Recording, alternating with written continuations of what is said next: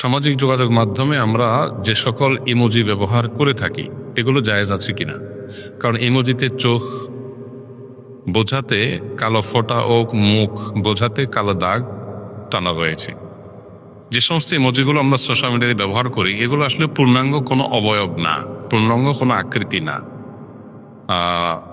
এগুলোতে চোখ, কান, চোখ, নাক বা মুখ বোঝার জন্য এক দুটা দাগ টাগ দিয়ে দেওয়া হয়।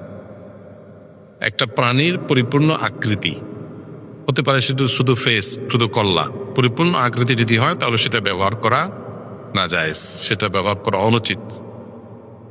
কোনো প্রাণীকে এভাবে যদি কেউ অঙ্কন করে তৈরি করে তাহলে কিয়ামতের দিন তাতে রূহ ফুৎকার দেওয়ার নির্দেশ আল্লাহ তাআলা দিবেন অঙ্কনকারীকে। বিধায় ওইটার ব্যবহার করাও আমাদের জন্য জায়েজ নয়। সেটা অঙ্কন করা নিষেধ, সেটা ব্যবহার করাও নিষেধ।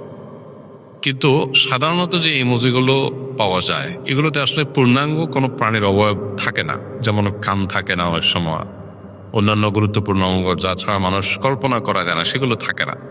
তো এরকম শুধুমাত্র সিম্বলিক কোনো কিছু, যে কোনো রকম মানুষের মাথা বা এই টাইপের কিছু বোঝা যায় দাগ টাগ দিয়ে কোনো রকম একটা দামি টাইপ কিছু করা, এরকম যদি হয় তাহলে সেক্ষেত্রে সেটা ব্যবহার করা হারাম হবে না। তারপরেও তাকওয়ার দামি হবে সতর্কতামূলকভাবে এগুলো থেকে বেঁচে থাকা বা বিরত থাকা।